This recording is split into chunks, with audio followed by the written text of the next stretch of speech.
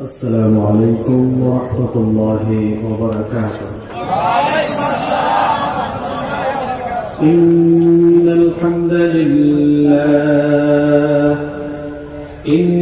الحمد لله الذي بنعمته تتم الصالحات، الذي علم القرآن، خلق الإنسان وكرم وعلمه من البيان ما لم يعلم، فسبحان الذي لا يحصى امتنانه باللسان ولا بالقلم. نستغفره ونتوب إليه، ونشهد أن لا إله إلا الله وحده لا شريك له، ونشهد أن سيدنا وسندنا وحبيبنا وطبيبنا وطبيب أرواحنا محمدا عبد الله ورسوله،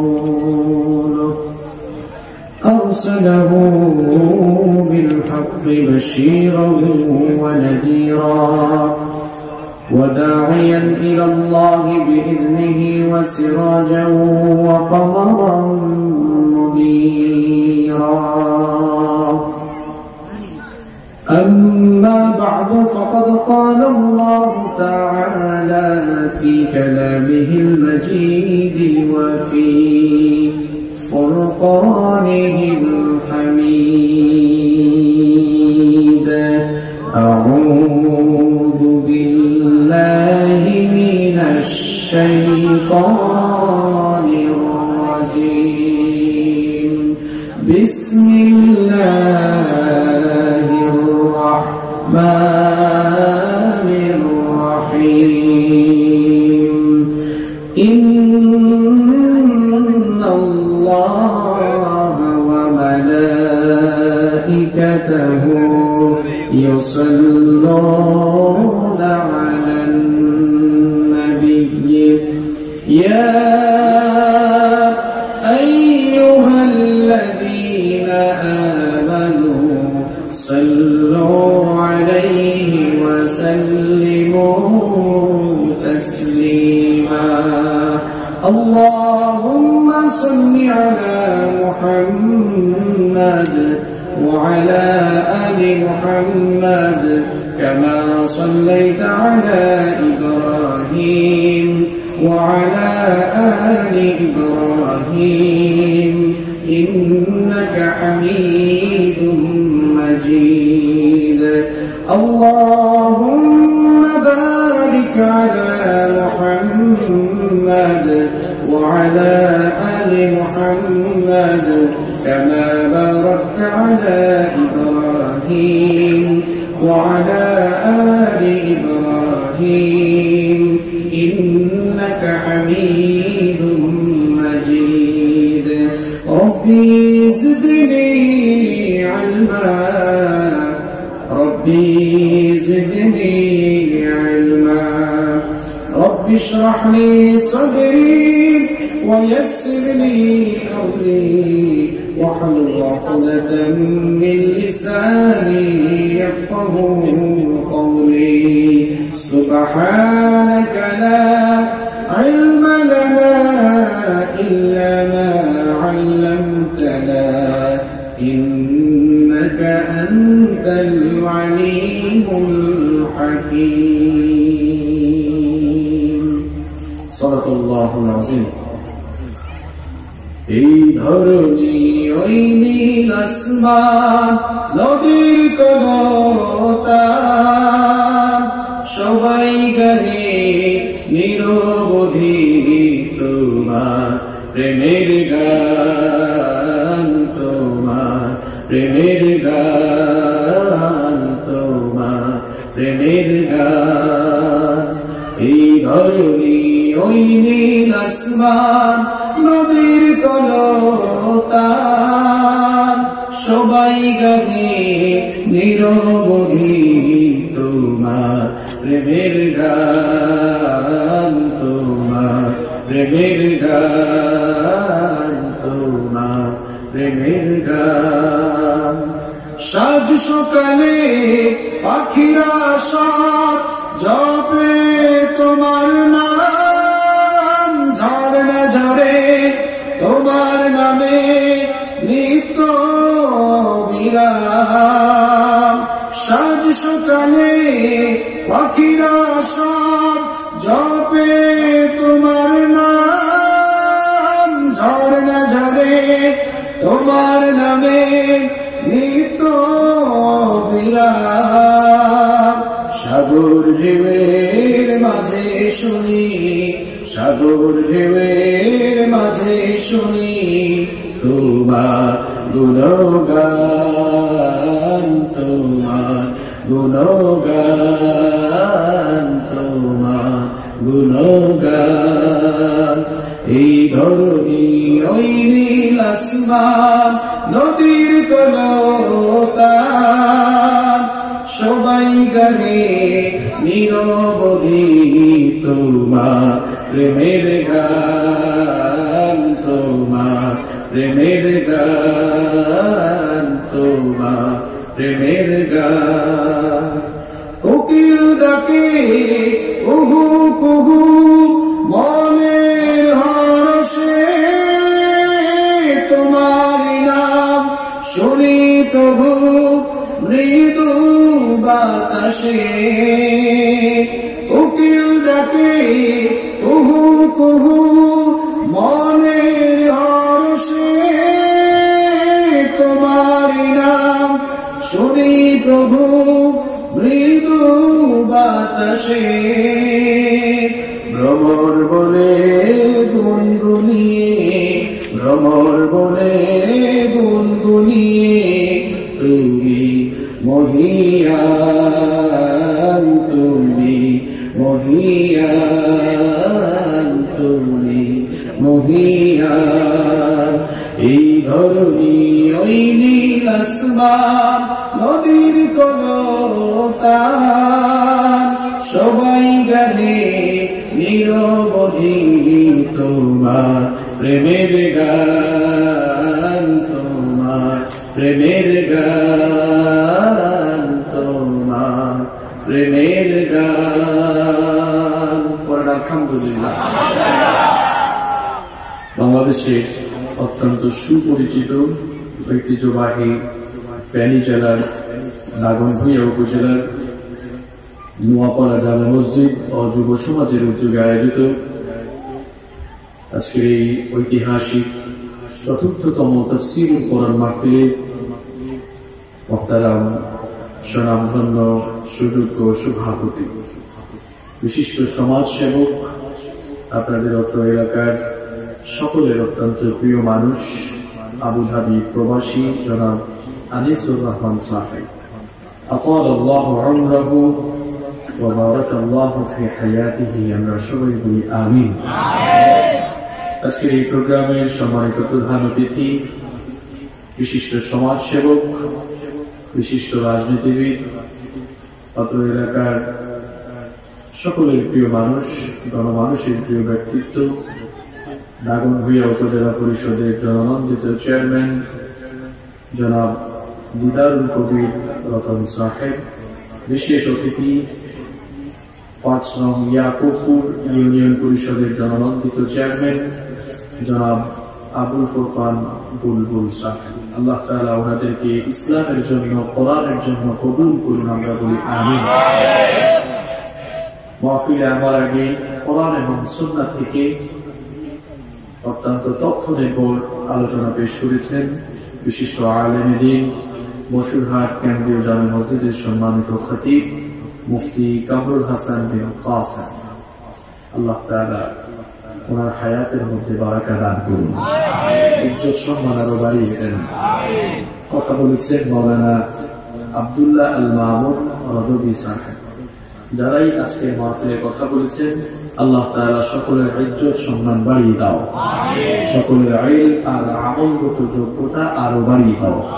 মাহফিলে উপস্থিত সম্মানিত উলামায়ে কেরাম, আমার সামনে বসা দাগনভূঞা উপজেলার বিভিন্ন প্রান্ত থেকে আগত আল্লাহর দ্বীন প্রেমী, কোরআন প্রেমী, সর্বস্তরে তাওহীদি জনতা, মহিলা প্যান্ডেল থেকে এবং ঘরে বসে যারা শুনছেন, আমার শ্রদ্ধেয়া সম্মানিতা মা এবং বোনেরা, উপস্থিত মিডিয়ার প্রিয় কর্মী ভাইয়েরা, প্রাণ প্রিয় দাগনভূঞা তথা ফেনীবাসী, আপনারা সবাই কেমন আছেন?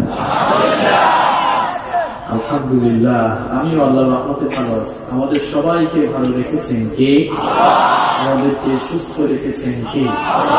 কোরআনের এই মেলায় আমাদেরকে শামিল হওয়ার তৌফিক দিয়েছেন কে? সেই আল্লাহর জন্য করছি আলহামদুলিল্লাহ। আজকের এই প্রোগ্রামে আসতে পেরে আপনারা খুশি না বেজার? একজন আলহামদুলিল্লাহ একটু জোরে টান দিয়ে বলছে, এতে করে তার দিকে তাকানোর কি আছে? হয়তো তিনি বেশি আবেগ আপ্লুত, হয়তো আল্লাহর প্রতি শুকরগুজারের মাত্রাটা যে আবেগ দিয়ে দেখানোর দরকার ছিল, ওনার আবেগটা বেশি ছিল, তাকানোর দরকার নেই। আল্লাহ তাআলা আমার এই ভাইয়ের আবেগকে কবুল করুন। আজকে এই মাহফিলে আসতে পেরে আপনারা খুশি না বেজার? কম না বেশি? আমরা খুশি, পরিমাণেও বেশি। আওয়াজ ছেড়ে দিয়ে পড়েন আল্লাহু আকবার। আল্লাহু আকবার বলতে আপনাদের কষ্ট হয়? লজ্জা লাগে?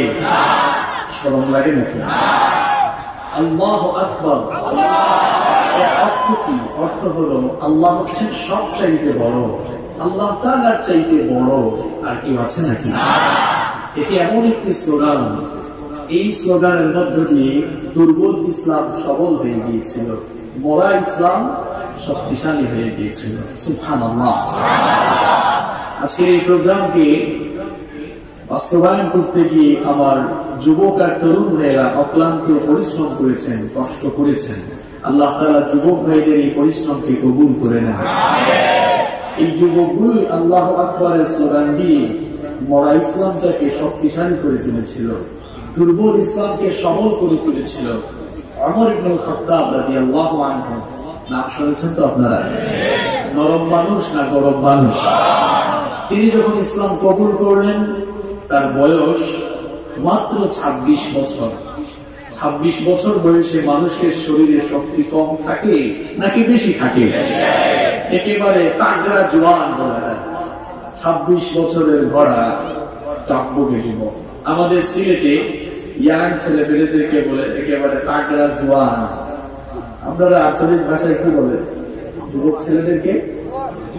আমরা সিলেটে বলি দেখছো যে জওয়ান ভাই গো, না সিলেটি মাপ বুঝেন আপনারা? করে মাত্র পকলটা বুঝলে তো অসুবিধা আছে। 26 বছর বয়সে ইসলাম কবুল করলেন। ইসলাম কবুল করার পর রাসূল করিম সাল্লাল্লাহু আলাইহি ওয়াসাল্লামের কাছে এসে বললেন, আলাসনা আলাল হক, আমরা কি হকের উপরে প্রতিষ্ঠিত নই? রাসূল করিম সাল্লাল্লাহু আলাইহি ওয়াসাল্লাম তখন বললেন, বালা, অবশ্যই আমরা হকের উপরে প্রতিষ্ঠিত আছি। ওমর ইবনে খাত্তাব রাদিয়াল্লাহু আনহু তখন বললেন, যদি সত্যিকার অর্থেই আমরা হকের উপরে প্রতিষ্ঠিত থাকি, তাহলে আপনার এই সাহাবীরা গোপনে গোপনে নামাজ পড়ছে কেন? এখনো কেন গোপনে গোপনে আল্লাহর দ্বীনের দাওয়াতি কাজ করছে? ওমর ইসলাম কবুল করেছে, ওমর কোনো গোপন কাজ করে না, ওমর যা করবে সব সামনাসামনি করবে। আল্লাহু আকবার। কোন সময়ের ঘোষণা?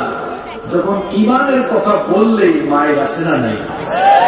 ঈমানের ঘোষণা দিলেই কাফের মুশরিকরা ঐক্যবদ্ধ হয়ে যখন ফিটানো শুরু করে, তখন ওমর বলছেন, আমার কাজ গোপনে গোপনে না, আমি যা করি সামনাসামনি করি। সুবহানাল্লাহ। রাসূল করিম সাল্লাল্লাহু আলাইহি ওয়াসাল্লাম বললেন, ওমর তুমি কি চাইছো, কি চাও? ওমর রাদিয়াল্লাহু আনহু বললেন, ওগো আল্লাহর নবী, আমি যে ঈমান কবুল করেছি, আমি যে ইসলাম কবুল করেছি, এটা সবাই জানা দরকার। ওমরের জজবাটাও সবার দেখা দরকার। আপনি আমাকে একটা মিছিল বের করার পারমিশন দেন। আল্লাহু আকবার। কোন সময় কথাগুলো বলছেন? যখন মক্কায় মুসলমানরা চতুর্দিকে মার খাচ্ছে আর ইসলাম কবুলকারী লোকদের সংখ্যা তখন অত্যন্ত নগণ্য, গুটি কয়েক লোক ইসলাম কবুল করেছিল, তখন তিনি বলছেন আমাকে মিছিল বের করার পারমিশন দেন। রাসূল কারীম সাল্লাল্লাহু আলাইহি ওয়াসাল্লাম বললেন যাও, পারমিশন দেয়া হলো। গুটি কয়েক লোক ইসলাম কবুল করেছিল, এদেরকে লাইন ধরালেন মিছিলের মাঝখানে। রাসূল কারীম সাল্লাল্লাহু আলাইহি ওয়াসাল্লামকে রেখে সামনের কাতারে দাঁড়িয়ে ইসলামের বীর দুই সিপাহসালার নেতৃত্ব দিলেন হামজা রাদিয়াল্লাহু আনহু এবং ওমর ইবনে খাত্তাব রাদিয়াল্লাহু আনহু। এবার কাবার চত্বরের দিকে মিছিল বের হলো। মিছিলের স্লোগান আছে না? আপনারা কি বলেন? আমার ভাইয়ের চরিত্র ফুলের মতো, আরে বাপরে বাপ, ফেনীতে এগুলো আছে না? তার জন্য স্লোগান দেন। আর কার চরিত্র ফুলের মতো পবিত্র বলেন? এত নামাজ পড়ে না এক ওয়াক্ত, সুযোগ পাইলে গাঁজা খায় 5 ওয়াক্ত, শয়তানের ভক্ত, জাহান্নামের ভক্ত। কোন বেঈমানের জন্য স্লোগান দেন?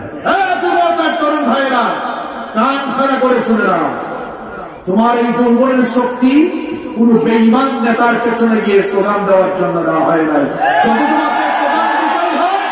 যদি তোমাকে স্লোগান দিতেই হয় ওমরের মতো আল্লাহু আকবারের স্লোগান দিতে হবে।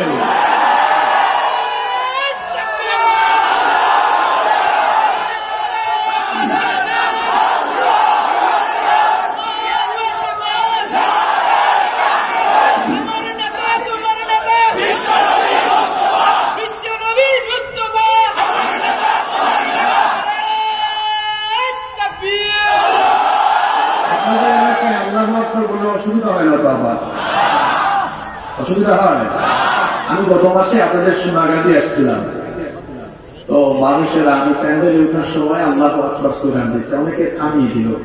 তো আমি বললাম, মাহফিলে উঠেই আমি বলছিলাম আল্লাহু আকবার স্লোগান শোনার পর আবু জেহেলের খারাপ লাগছিল, আপনাদের খারাপ লাগে কেন? তাহলে কি আল্লাহু আকবরের স্লোগান শুনে আবু জেহেলের কাকুকুতু লাগলো, আপনার কাকুকুতু লাগে কেন?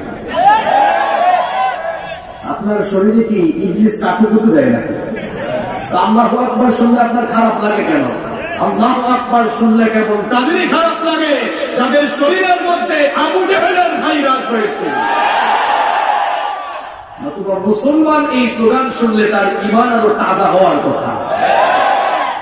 কেন তাজা হওয়ার কথা জানেন? ওই যে বললেন ও আল্লাহর নবী স্লোগান বের মিছিল বের করবেন, অনুমতি দেন। তখন মুসলমানদের সংখ্যা বেশি না খুব কম? খুব কম। দেখেন এক অমর মরা ইসলামকে শক্তিশালী করে দিয়েছে। মিছিলের সামনে দাঁড়িয়ে তিনি নেতৃত্ব দেওয়া শুরু করলেন, স্লোগান ওখানে লিল্লাহি তাকবীর। এটা কি অমরের স্লোগান হয়েছে? লিল্লাহি তাকবীর। ঠিক এইরকম আল্লাহু আকবারের ধ্বনিতে মক্কার অলিগলি প্রকম্পিত হলো। আবু জাহালের কানে এই সাউন্ড গেল। আবু জাহাল বলল, এই বের হয়ে দেখো তো, আমার নির্বাচনী এলাকায় নতুন সাউন্ড, নতুন আওয়াজ খেয়ে দেয়, তাদের এত বড় সাহস। একজন বের হয়ে দেখে এসে খবর দিল, স্যার ঘটনা তো খারাপ, কারণ আমাদের দলের গ্রুপ এখন তাদের দলে চলে গিয়েছে। মানে অমর তো এখন তাদের দলের সামনে দাঁড়াইছে। মাথা খারাপ হয়েছে নাকি তোমার? আবু জাহাল নিজে বের হয়ে দেখলো সত্যি তো মিছিলের সামনে অমরকেই দেখা যাচ্ছে। আক্রমণের জন্য যারা প্রস্তুতি নিয়েছিল তাদেরকে বলে, কোথায় যাও দেখো না, সামনে কে? সামনে কে? এটা নরম না গরম? কথা বলতে পরে কচু কাটা করবে। কেউ যদি তার বউকে বিধবা বানাতে চাও, কেউ যদি তার সন্তানদেরকে এতিম বানাতে চাও, তাহলে যাও অমরের সামনে দাঁড়াও। কে বলছে? কে বলছে? নেতাই কথা বললে কর্মীদের সাহস থাকে? আমার প্রিয় ভাইরা, যে মুসলমানদেরকে এরা এতদিন পিটিয়েছিল, এক অমরকে সামনে রেখেই কলিজা ভয়ে প্রকম্পিত হয়ে একেবারে পেশাব ছুটে যাওয়ার অবস্থা হয়েছে।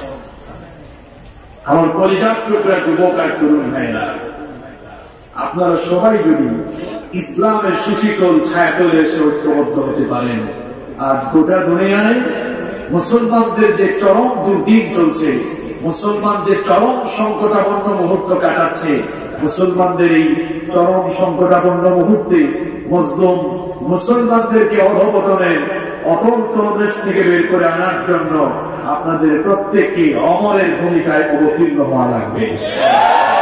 অমরের ভূমিকায় অবতীর্ণ হয়ে আপনারা যদি ইসলামের ঝান্ডা হাতে নিয়ে আবারও আপনারা গোটা দুনিয়ার কুরআন বিরোধী, ইসলাম বিরোধী লোকদের মুখের সামনে দাঁড়িয়ে আল্লাহু আকবারের স্লোগান উঠাতে পারেন, দেখবেন তামাম দুনিয়ার কুরআন বিরোধী আর ইসলাম বিরোধীদের কলিজায় কম্পন শুরু হয়ে যাবে।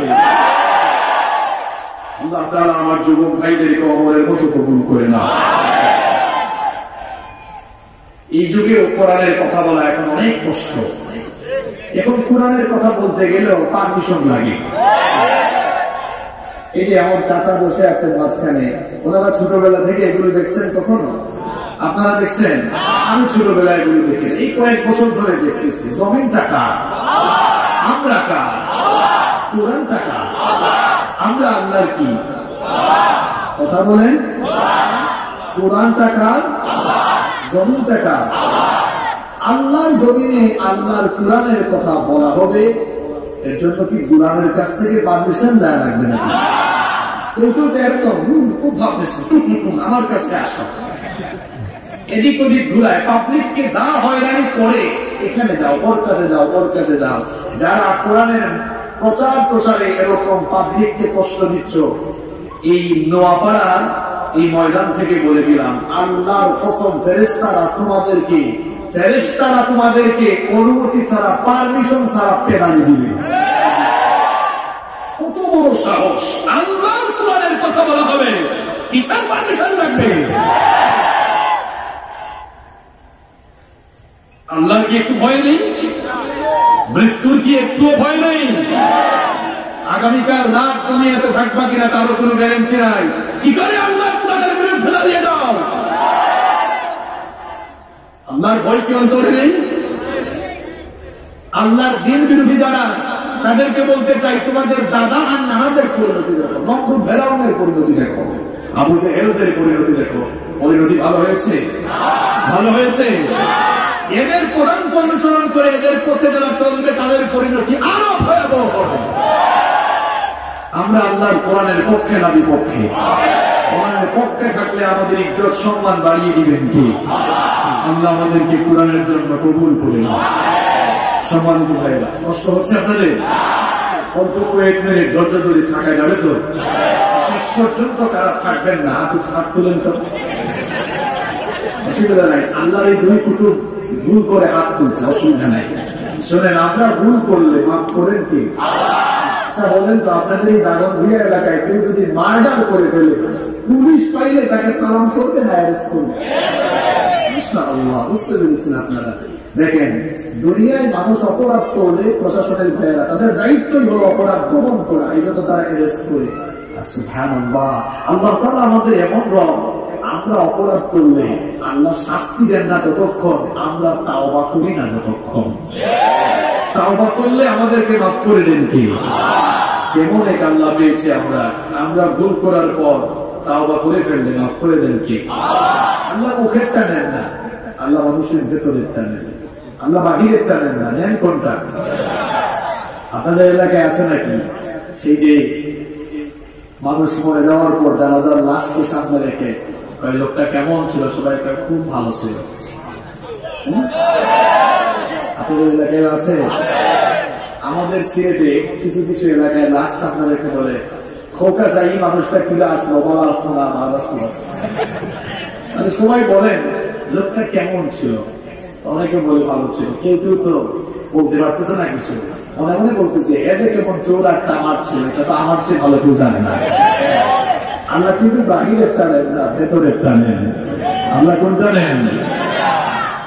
আমার যে ভাইরা ভুল করে হাত তুলছে, এদেরকে মাফ করে দিয়েছেন কি? শেষ পর্যন্ত থাকবেন তো আপনারা? বলেন ইনশাআল্লাহ।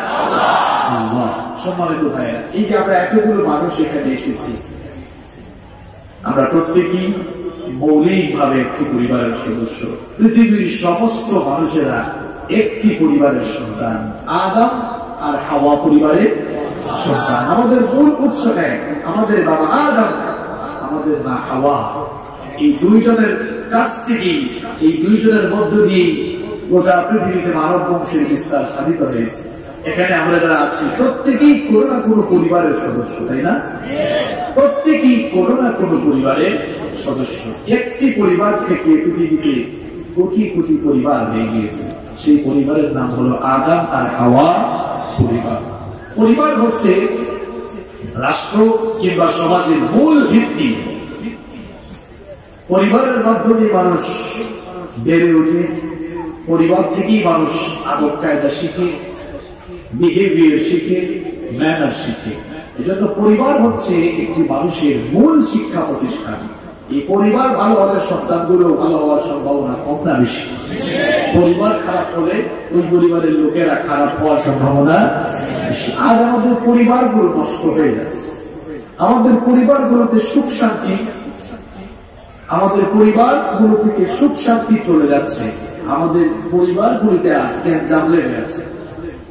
পরিবার ছাড়া তো মানুষ সুখী হতে পারে না। আপনারা বলেন তো, কারো কাছে যদি কোটি কোটি টাকা থাকে, গাড়ি বাড়ি ইন্ডাস্ট্রির মালিক থাকেন, ক্ষমতায় যায়, আর লোকটার যদি পরিবার না থাকে, ওই লোকটাকে কি আপনারা সুখী মানুষ বলবেন? সুখী হওয়ার জন্য একটি সুখী পরিবার লাগে। সুখী পরিবার ছাড়া অন্য কিছু দিয়ে দুনিয়ায় শান্তি পাওয়া যায়। আপনারা সবাই সুখী পরিবার চান তো? কারা কারা চান না হাত তুলেন তো? বুঝে গেছেন আপনারা যে উল্টা পাল্টা কথা বলে এরকম টেস্ট করবে, তাই না? মাশাআল্লাহ। তাহলে সবাই সুখী পরিবার আমরা চাই। সুখী পরিবার চান তো? কারা কারা চান হাত তুলুন। মাশাআল্লাহ, হাত বলুন আমার। আপনারা সবাই সুখী পরিবার চান। সুখী পরিবার কেমনে বানাবেন এ ব্যাপারে আল্লাহ এবং তার রাসূলের কিছু প্রেসক্রিপশন আছে না নাই? আমাদের পরিবারগুলোতে অশান্তি, সুখ নাই, শান্তি নাই, ঝগড়া জাতি, মারামারি, হাজবেন্ড ওয়াইফ, মা বাবা ছেলে সন্তান, কারোর মধ্যে কোনো মিল নাই, মহব্বত নাই। পরিবারগুলোতে অশান্তি। এজন্য পারিবারিক অশান্তি দেখা দিলে সমাজে অশান্তি দেখা দেয়, আর সমাজে অশান্তি দেখা দিলে রাষ্ট্রে অশান্তি দেখা দেয়। পরিবারে যদি শান্তি না থাকে, পরিবারে যদি শৃঙ্খলা না থাকে, তাহলে ওই পরিবার থেকে বিহার আর আবিষ্কার জন্ম হয়, যারা সমাজ, সভ্যতা এবং রাষ্ট্রের জন্য হুমকি হয়ে পড়ে। পরিবার যদি ঠিক না থাকে, তাহলে সেই পরিবার থেকে এরকম খারাপ খারাপ কুসন্তান বের হতে পারে, ঐশীর জন্ম হতে পারে। এরা সমাজ এবং রাষ্ট্রকে ধ্বংস করে দিতে। এজন্য পরিবারটা হচ্ছে মূল জায়গা। আমাদের সমাজে এত বিশৃঙ্খলা কেন জানেন? আমাদের পরিবারগুলো ঠিক নেই। যেন পরিবারগুলো আমরা যদি ঠিক করে ফেলতে পারি, পরিবারগুলোকে যদি আমরা আদর্শিক পরিবার হিসাবে গঠন করে ফেলতে পারি, তাহলে আমাদের পারিবারিক জীবন, ব্যক্তি জীবন বরকত দিয়ে ভরে দিবেন কে? আপনারা সবাই সুখী পরিবার চান তো?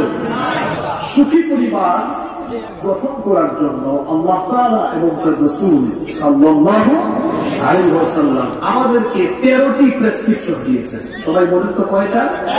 আরো থাকতে পারে, আমি আমার গবেষণায় 13টি বের করেছি। এই 13টি প্রেসক্রিপশন, এই 13টি পয়েন্ট আজ আপনাদের সামনে আমি তুলে ধরব। এই 13টি পয়েন্ট নিয়ে, 13টি পয়েন্ট মুখস্থ করে আজকে বাড়ি যেতে পারবেন তো ইনশাআল্লাহ? যাদের কাছে স্মার্টফোন আছে নোট করে রাখতে পারেন, খাতা গরম থাকলেও নোট করে রাখতে পারেন। বিবাহিত অবিবাহিত, নারী পুরুষ, ছোট বড় সবার জন্য আজকের এই আলোচনাটি উন্মুক্ত আলোচনা, এবং আজকের এই আলোচনা আমাদের সকলের জীবন পরিবর্তনে অনেক ভূমিকা রাখবে ইনশাআল্লাহ। আমরা সবাই সুখী পরিবার চাই। এজন্য আমাদেরকে কয়টা কাজ করতে হবে? সবাই তো বললেন না, সবাই বলেন কয়টা? 13টা। কয়টা? দেখা শুরু হয়ে যাচ্ছে, মনে রাখতে হবে। নাম্বার 1, 1 নাম্বার হলো উত্তম জীবন সঙ্গী নির্বাচন করা। আপনি যখন পরিবার শুরু করবেন, দাম্পত্য জীবন শুরু করবেন, তখন একজন দিনদার নেককার জীবন সঙ্গী নির্বাচন করতে হবে। আমার ভাইরা বিয়ের সময় দিনদার কোন মেয়েকে, নেককার কোন মেয়েকে কত বিয়ে করবেন? আর আমার বোনেরা যারা আছেন, দিনদার নেককার কোন ছেলেকে পছন্দ করে বিয়ে করতে হবে। জীবন সঙ্গী যদি ভালো না হয়, দিনদার না হয়, নেককার না হয়, গুড়ায় গলম, আপনার ফ্যামিলি একেবারে ধ্বংসের অতল গহ্বরে চলে যাবে। বুখারীর বর্ণনায়, মুসলিমের বর্ণনায় হাদিস এসেছে, عن أبي هريرة رضي الله عنه عن النبي صلى الله عليه وسلم قال তুনকাহুল মারআতু লিআরবা। সাইয়্যিদুল মুহাদ্দিসিন আবু হুরায়রা রাদিয়াল্লাহু আনহু হাদিসটি বর্ণনা করেছেন। বিশ্বনবী সাল্লাল্লাহু আলাইহি ওয়াসাল্লাম বলেছেন, চারটি বিষয়ের প্রতি লক্ষ্য রেখে মেয়েদেরকে বিয়ে করা হয়। এক নাম্বার হলো লিমানিহা, মেয়ের ধন দৌলত। দুই নম্বর হলো ওয়ালি হাসবিহা, মেয়ের বংশমর্যাদা। তিন নম্বর হলো ওয়ালি জামালিহা, মেয়ের রূপ সৌন্দর্য। চার নম্বর হলো ওয়ালি দীনিহা, মেয়ের দিনদারিতা। এই চারটি বিষয়ের প্রতি লক্ষ্য রেখে পুরুষেরা নারীদেরকে বিয়ে করে। আল্লাহ নবী বললেন, এই চারটি কোয়ালিটির মধ্যে সবার আগে দিনদার মেয়েকে প্রাধান্য দাও। সবার আগে দিনদার মেয়েকে প্রাধান্য দাও। কারণ একটা মেয়ে যতই সুন্দরী আর রূপসী হোক না কেন, তার বাবার যতই ধন দৌলত থাকুক না কেন, আর সে যতই ভালো বংশের মেয়ে হোক না কেন, তার মধ্যে যদি দিনদারিতা না থাকে, তার মধ্যে যদি নামাজ না থাকে, তার মধ্যে যদি কোরআন হাদিসের আমল না থাকে, পর্দা না থাকে, আল্লাহর জিকিরের অভ্যাস না থাকে, এমন দিনহীনা নারীকে বিয়ে করে ফ্যামিলি শুরু করলে আপনার ঘরটা জাহান্নামে পরিণত হয়ে যাবে। আর মেয়েটা যদি দেখতে সুন্দরী কম হয়, রূপসী যদি কম হয়, তার বাবার ধন দৌলত যদি কম হয়, বংশমর্যাদা যদি এত ভালো না হয়, কিন্তু মেয়েটার ভেতরে যদি দিনদারিতা থাকে, তার মধ্যে যদি নামাজ থাকে, তার মধ্যে যদি পর্দা থাকে, তার মধ্যে যদি আল্লাহর জিকিরের অভ্যাস থাকে, তার মধ্যে যদি আল্লাহর দ্বীনকে প্র্যাকটিস করার অভ্যাস থাকে, এমন দিনদার মেয়েকে বিয়ে করে আপনি যদি ফ্যামিলি শুরু করেন, আপনার ঘরটা জান্নাতের রঙে রঙিন হয়ে যাবে।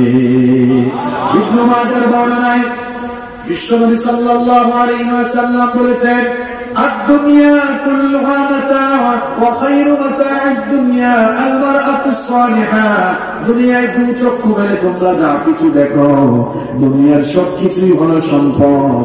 দুনিয়ার সকল সম্পদের মধ্যে নেককার নারী হচ্ছে সর্বশ্রেষ্ঠ সম্পদ। সুবহানাল্লাহ। আপনার টাকা আছে, পয়সা আছে, গাড়ি বাড়ি ইন্ডাস্ট্রি আছে, ক্ষমতা আছে, এগুলো দুনিয়ার শ্রেষ্ঠ সম্পদ নয়। একজন পুরুষের জন্য দুনিয়ার সবচাইতে শ্রেষ্ঠ সম্পদ হলো একজন নেককার স্ত্রী পাওয়া, ঠিক কিনা? বিশ্বনবী সাল্লাল্লাহু আলাইহি ওয়াসাল্লাম এই জন্য বলেছেন, মান রাযাকাহুল্লাহু ইমরাআতান সালিহা ফাকাদ আ'ানাহু আলা শাকরি দীনি। রব্বুল আলামিন যাকে দয়া করে একজন নেককার স্ত্রী দান করেছেন, আল্লাহ তাআলা তাকে ইসলামের অর্ধেক দান করে দিয়েছেন। যে লোক একজন নেককার স্ত্রী পেল, সেই লোক ইসলামের অর্ধেক তার পক্ষ থেকে পেয়ে গেল। বাকি আছে কত? আরো অর্ধেক। বাকি অর্ধেকের ব্যাপারে সেজন্য আল্লাহকে ভয় করে, তাহলে বাকি অর্ধেকও তাকে দিয়ে দিবেন কি? ভালো স্ত্রী, নেককার স্ত্রী আপনার জীবন গঠনে নিয়ামত হয়ে যাবে, আপনার জীবনের জন্য নিয়ামত হয়ে যাবে। আপনি সারাদিন কাজ শেষে, কর্মব্যস্ততার শেষে আপনি যখন বাসায় আসবেন, বাসায় আসার আগেই দেখবেন আপনার জন্য সবকিছু রেডি করে রেখেছে। বাসায় এসে আপনি ফ্রেশ হবেন, আপনার টাওয়েল, গামছা, ফ্রেশ হওয়ার সকল উপকরণ রেডি করে রেখেছে। বাসায় গিয়ে কলিং বেল দিয়ে বেশিক্ষণ দাঁড়ানো লাগবে না, কারণ তিনি তো জানে আপনি কখন আসবেন। কলিং বেল দেওয়ার সঙ্গে সঙ্গে নিজেই খুলে দিবে। এরপরে আপনার ওয়াশরুম ফ্রেশ থাকবে। আপনি যখন গিয়ে ফ্রেশ হয়ে গেলেন, দেখবেন বের হওয়ার পরে আপনার পছন্দের সব খাবার ডাইনিং টেবিলে সুন্দর করে সাজিয়ে রেখেছে। আপনার খাওয়া দাওয়া শেষ করার পরে কফি খাওয়ার অভ্যাস আছে, বলা লাগবে না, দেখবেন আগে থেকেই সুন্দর করে বানিয়ে আপনার সামনে চলে এসেছে। আর বউটা যদি খারাপ হয়, ঠিক তার বিপরীত, উল্টা ঘটে। আপনি আসা কোন সময় আসেন, জানা থাকলেও ঘুমায় থাকবে, কাজের মেয়ে জরিনা সকিনাকে দিয়া দরজা খোলাবে। আর আপনি যখন বাথরুমে যাবেন, বাথরুমের অবস্থা খারাপ থাকবে। বাথরুম থেকে বের হওয়ার পর পছন্দের কোন খাবার আপনার টেবিলে আপনি পাবেন না। আর চা খেতে মন চাই, উল্টা বলবে, তোমার চা খেতে মন চাইলে তুমি নিজেই বানায় খাও। বউটা যদি ভালো হয়, ফজরের আযান হবে, আপনাকে আদর করে করে ডাকবে, প্রিয়তম স্বামী আবার উঠে যাও, আযান হয়েছে, ঠান্ডা তো কি হয়েছে, আমি পানি গরম করে দিয়েছি, আযান হয়েছে, নামাজে চলে যাও। প্রত্যেক মুহূর্তে আযান হলে আপনাকে নামাজে বাঁধাবার জন্য পাগল হয়ে যাবে। আর বউটা যদি খারাপ হয়, আপনি ভালো মানুষ, নামাজে গেলেও বলবে, কি হয়েছে, এতবার কি মসজিদে যাওয়া লাগে না? আপনার স্ত্রী যদি ভালো হয়, আপনাকে দ্বীনের প্রতি সে এগিয়ে দিবে। আর সবচাইতে বড় কথা হলো, আপনার স্ত্রী হচ্ছে আপনার সন্তান উৎপাদনের কারখানা। ফ্যাক্টরি ভালো হলে প্রোডাক্ট ভালো হয়, ফ্যাক্টরি ভালো না হলে প্রোডাক্ট ভালো হয়। কারখানা ভালো হলে পণ্য ভালো হয়, কারখানা ভালো না হলে পণ্য ভালো হয়। আপনার স্ত্রী হচ্ছে সন্তান উৎপাদনের কারখানা। হিউম্যান এমব্রায়োলজি নিয়ে যারা রিসার্চ করেছে তারা বলছেন a child gets born before 16 weeks of birth. একজন শিশু, মানব সন্তান পৃথিবীতে আসার আগে, যখন সে মায়ের পেটে থাকে, পৃথিবীতে আসার 16 সপ্তাহ অর্থাৎ 4 মাস আগে থেকেই মায়ের পেটে থাকতে সে শুনতে পায়। সুবহানাল্লাহ বাড়ি গিয়ে বলি, বুঝেন না আমার কথা? আমরা জন্মের 4 মাস আগে থেকেই মায়ের পেটে শুনতাম। আপনারা বলবেন হুজুর বিজ্ঞান অনেক এগিয়ে গিয়েছে, তাই না? হ্যাঁ এগিয়েছে, কিন্তু কুরআনের চেয়ে বেশি আগাতে। কোরআনুল কারীম খুলে দেখেন আল্লাহ তাআলা শ্রবণ শক্তি আর দর্শন শক্তির কথা বলতে গিয়ে সাম আর বাসার শব্দ ব্যবহার করেছে। যত জায়গায় সাম আর বাসার এসেছে দেখবেন বাসার জায়গায় আল্লাহ তাআলা সাম দিয়েছেন। বাসার মানে দৃষ্টি শক্তি, সাম মানে শ্রবণ শক্তি। সকল জায়গায় আল্লাহ তাআলা বাসার রেখে সাম দিয়েছেন। যেমন ইন্না সামআ ওয়াল বাসারা ওয়াল ফুআদা কুল্লু উলাইকা কানা আনহু মাসউলা। অন্য আয়াতে আল্লাহ তাআলা বলছেন ওয়া জাআলা লাকুমুস সামআ ওয়াল আবসারা ওয়াল আফইদা। এভাবে আল্লাহ তাআলা সকল জায়গায় বাসারের আগে সাম দিয়েছেন, অর্থাৎ দৃষ্টি শক্তির আগে শ্রবণ শক্তির কথা বলেছেন। আধুনিক যুগের মুফাসসিররা এই আয়াতগুলো সায়েন্টিফিক এক্সপ্লেনেশন করেছেন এইভাবে, যেহেতু সকল আয়াতে আল্লাহ তাআলা বাসারের আগে সাম দিয়েছেন, দৃষ্টি শক্তির আগে শ্রবণ শক্তির কথা বলেছেন, তার মানে মানব সন্তান দৃষ্টি শক্তি লাভ করার আগে শ্রবণ শক্তি লাভ করে। আল্লাহু আকবার। তো কান লাগা মনোযোগ দিয়ে শুনুন। যেহেতু সন্তান মায়ের পেটে শুনতে পায়, আপনার স্ত্রী, আপনার ওয়াইফ আপনার সন্তানকে পেটে ধারণ করে প্রেগন্যান্সিতে থাকাকালে যখন আপনার সন্তানকে পেটে ধারণ করবে, বউটা যদি খারাপ হয়, সন্তানকে পেটে নিয়ে সারাদিন তো সিরিয়াল দেখবে, হিন্দি মুভি দেখবে, ইংলিশ গান দেখবে, বাংলা গান, ইংলিশ গান, হিন্দি গান এগুলো শুনবে। সন্তানটাও পেটের ভেতর থেকে ওই আওয়াজগুলো, এটা বিজ্ঞান এবং কোরআন এর বিষয়ে একমত, কোন দ্বিমত এটা শুনতেছে। এমন বক্তা, এমন বেদিন মহিলার পেট থেকে যে সন্তানগুলো বের হবে সবগুলো ডিজে মার্কা আর ঝাঁকা নাকা মার্কা সন্তান আসবে। আর বউটা যদি ভালো হয়, প্রেগন্যান্সিতে থাকাকালে আপনার সন্তানকে পেটে নিয়ে সারাদিন কোরআনের তেলাওয়াত করবে, তাসবিহ তাহলিল জিকির আজকার করবে, আযান হলেই নামাজ পড়বে। সন্তান পেটের ভেতর থেকে কোরআনের সাউন্ড, তাসবিহর সাউন্ড শুনবে। এমন মহিলার পেট থেকে যে সন্তানগুলো বের হবে সবগুলো আবু বকরের মতো, ওমরের মতো কোরআনের জন্য পাগল পানা হয়ে যাবে। কি বুঝলেন? ফ্যাক্টরি ভালো, প্রোডাক্ট ভালো। ফ্যাক্টরি খারাপ, প্রোডাক্ট হোক। আপনার ফ্যামিলিতে অশান্তি হলো না, আপনার তো পুরাই গেল। আপনি যদি আপনার ফ্যামিলিকে সুখী পরিবার বানাতে চান, 1 নম্বর প্রেসক্রিপশন কোরআন সুন্নাহ আপনাকে দিচ্ছে। উত্তম জীবন সঙ্গে নির্বাচন করতে হবে। আমার অবিবাহিত ভাইরা যারা বিয়ে করে নাই, দেখেন বিয়ের কথা বলায় অনেক অনেক খুশি যারা বিয়ে করে নাই। শুধু সুন্দরী মেয়ে দেখেই দূরাইল না, মেয়েটা নামাজি কিনা, মূর্খা পরে কিনা, পর্দা করে কিনা, এগুলো দেখার দরকার আছে না? নাই মাঝে কি মহিলা প্যান্ডেল আছে নাকি?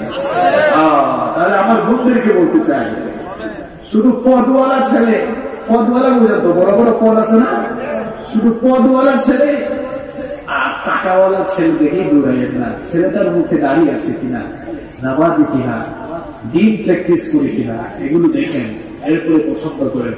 ঘরটাকে জান্নাতের সুখ শান্তি দিয়ে, নিয়ামত দিয়ে ভরে দিবেন কি? বাবারা যারা এসেছেন, আপনাদের ছেলে মেয়ে বিয়ে দেওয়ার ক্ষেত্রে, ছেলে বিয়ে দেওয়ার ক্ষেত্রে শুধু টাইলসওয়ালা বিয়াই সাহেব পান কিনা, টাইলসওয়ালা ঘর মার্কা বিয়ে আছে না, এগুলো দেখিয়ে না। মেয়ে বিয়ে দেওয়ার ক্ষেত্রে আপনার জামাই, মেয়ের জামাই কত টাকা ইনকাম করে এটা দেখিয়ে না। দেখবেন ছেলেটা নামাজি কিনা, ছেলেটার ভেতরে দিনদারিতা আছে কিনা। যদি দিনদারিতা না থাকে, ছেলেটার ভেতরে যদি দিনদারিতা না থাকে, এমন কোটিপতি বেদিন ছেলের কাছে আপনার মেয়েকে দিয়ে দিলে সারা জীবন ওই মেয়েটার কপাল পুড়তেই থাকবে। খালি টাকা পয়সা খুঁজিয়েন না, ভালো ছেলে খুঁজেন। ছেলেটা নামাজ পড়ে কিনা, ছেলেটার মুখে দাঁড়িয়ে আছে কিনা, দিন মানে কিনা, এরকম থাকলে টাকা পয়সা কম হলেও দিয়ে দেন, দেখবেন জীবনে বরকত পাওয়া করে, মেয়েটাও সারা জীবন সুখে থাকবে। তাহলে আমার যুবক ভাইরা যারা বিয়ে করে নেই, বিয়ের সময় শুধু সুন্দরী মেয়ে না, সুন্দরী হলে তো ভালো, সবাই তো সুন্দরের পাগল, তাই না? শুধু সুন্দরের পাগল হইলে চলবে না, দিনদার মেয়েকে প্রায়োরিটি দিব ইনশাআল্লাহ। কারা কারা রাজি হাত তুলে দেখান তো। কেউ বিয়ে তারাও দিকে হাত তুলছে, আবার বিয়ে করার শখ আছে নাকি? আছে না? বাবারা যারা এসেছেন ছেলে মেয়ে বিয়ে দেওয়ার ক্ষেত্রে দিনদার ছেলে আর দিনদার মেয়েকে প্রায়োরিটি দিবেন, রাজি আছে? হাত তুলেন তো, আল্লাহ কবুল করেন। নাকি বিয়ে শাদীর সময় আপনারা টাকাওয়ালা দেখে যে যৌতুক টুতুক পাওয়া যাবে, এরকম আছে নাকি? এখানে আছে না? আরে যৌতুক আর চালু হয়েছে সমাজে, নীরব যৌতুক চলছে এখন। না কিছু চাই না, খুশি হয়ে যাবে, না দিলে আবার অসুবিধা, না দিলে আবার খুশি হয়ে দিতে গিয়া বদনা থেকে এসি পর্যন্ত সব দিতে হচ্ছে, আছে না? নাই আপনাদের দিতে পারছে না? এই যুবক এক তরুণ ভাইয়েরা, বিয়ের সময় কিভাবে আপনারা শ্বশুর বাড়িতে এগুলো দাবি করে, আপনার শ্বশুর শাশুড়ি ওই মেয়েটার মা বাবা 18-20 বছর 22 বছর একটা মেয়েকে তাদের সকল স্নেহ মমতা ভালোবাসা দিয়ে প্রতিপালন করে সেই শ্রেষ্ঠ গিফটটাকে তো আপনার কাছে দিয়ে দিল, আপনি আর অন্য কিছু চান কিভাবে বলেন? আমি একবার গিফট দেখলাম, এক ছেলে বলতেছে আমাকে মোটরসাইকেল দিতেই হবে, না দিলে আমি বিয়ে করবো না। আমি আবার স্ট্রেট ফরওয়ার্ড কথাবার্তা বলি, যা বলি শুনে সাতটা বলি, এটা আমার অভ্যাস। আমি সেখানে উপস্থিত ছিলাম, আমি বললাম এই তুমি এক কাজ করো, ওই মেয়েকে বিয়ে না করে একটা মোটরসাইকেলের গায়ে শাড়ি দিয়ে এটাকে বিয়ে করে এটা নিয়ে ঘুমাও, আমার তো মোটরসাইকেল দরকার। আমার যুবক ভাইয়েরা তরুণ ভাইয়েরা বলেন তো, কুত্তার পায়খানা খাওয়া কি? ওরা বললো না, তাদের জন্য কি হালাল নাকি? শুকরের পায়খানা খাওয়া কি? কুত্তার পায়খানা খাওয়া কি? কুত্তার পায়খানা আর শুকর খাওয়া যেমন হারাম, ঠিক তেমনি ভাবে যৌতুক খাওয়াটাও হারাম। এবার দেখি তো বিয়ের সময় যৌতুক নিয়ে বিয়ে করবা কে কে? হাত তুলো। আল্লাহ কবুল করেন। তাহলে সুখী পরিবার আমরা চাইতো, সবাই জানতো। 1 নম্বর পয়েন্টটা মনে আছে না? খেয়াল ফেলেছেন? 1 নম্বর হচ্ছে উত্তম জীবন সঙ্গী নির্বাচন করতে, তাহলে জীবনে বরকত দিয়ে দিবেন কি? নাম্বার 2, কষ্ট হচ্ছে আপনাদের? এই 25-30 মিনিট থাকা যাবে না ইনশাআল্লাহ। মাঝখানে কি উঠিয়ে মিস করে ফেলবে। কয়টা পয়েন্ট বলছিলাম? 1 নাম্বারটা একটু লম্বা, বাকিগুলো খুব ছোট ছোট। নাম্বার 2 নাম্বার হচ্ছে সুখী পরিবারের জন্য 2 নাম্বার প্রেসক্রিপশন হচ্ছে সুখী পরিবার গঠনের 2 নাম্বার ফর্মুলা হচ্ছে পরিবারের স্বামী স্ত্রী উভয়ের সাথে সম্মানজনক আচরণ করবেন, একজন আরেকজনের সাথে ভালো ব্যবহার। আপনারা ভাবিদের সাথে ভালো আচরণ করেন তো নাকি গিয়ে বলেন ওই তো হাতে নাই দিকে আয়, আয় বলেন না আসো বলেন? হ্যাঁ, আয় না, তুই করে কথা বলেন, তাই না? তুই করে কথা বলেন। আপনার বউকে একটু, আপনার বউ তো আপনাকে আপনি করে সম্বোধন করে, আপনি কি একটু তুমি করেও বলতে পারেন না? একটু সম্মানজনক ভাষায় কথা বলবেন। এই কথাগুলো কি আমার না আল্লাহ? কোরআনে কারীমের 4 নাম্বার সূরা সূরাতুন নিসাএর 19 নম্বর আয়াতে রব্বুল আলামিন খুব সুন্দর করে বললেন, ওয়াশিরুহুন্না বিল মারুফ ফাইন কারিহতুমুহুন্না ফাআসা আন তাকরাহু শাইআন ওয়া ইয়াজআলাল্লাহু ফীহি খায়রান কাসীরা। আল্লাহ তাআলা বলছেন, তোমরা তোমাদের স্ত্রীদের সাথে উত্তম আচরণ করো, তোমরা তোমাদের বিবিদের সাথে ভালো আচরণ করো। তোমরা যদি তোমাদের স্ত্রীদেরকে অপছন্দ করো, তাদেরকে যদি কষ্ট দাও, আঘাত দাও, তাহলে এমন জিনিসের সাথে তুমি খারাপ আচরণ করলে, এমন জিনিসটাকে তুমি অপছন্দ করলে, যার মধ্যে আল্লাহ তাআলা তোমার জীবনের কল্যাণ রেখেছিলেন। আল্লাহু আকবার। কত বড় কথা! তুমি যদি তোমার স্ত্রীর সাথে খারাপ আচরণ করো, জেনে রেখো এমন জিনিসটাকে অপছন্দ করছো যার মধ্যে আল্লাহ তাআলা তোমার জীবনের বরকত রেখেছেন, কল্যাণ রেখেছেন। সুবহানাল্লাহ। এই জন্য আমার ভাইয়েরা, জীবনে যদি আপনারা বরকত চান, নিজের বিবির সাথে ভালো আচরণ করেন, নিজের স্ত্রীকে সময় দেন, নিজের স্ত্রীকে অধিক পরিমাণ ভালোবাসুন, তাকে সময় দিন, তার সাথে সম্মানজনক আচরণ করুন। আপনি আপনার ওয়াইফের সাথে ভালো আচরণ করুন। যখন তার সাথে কথা বলবেন সম্মানজনক ভাষায় কথা বলবেন, যখন তাকে ডাক দিবেন আদর করে ডাক দিবেন। আবার আপনি ডাকার বেলায় সুন্দর সুন্দর নাম ধরেও ডাকতে পারেন।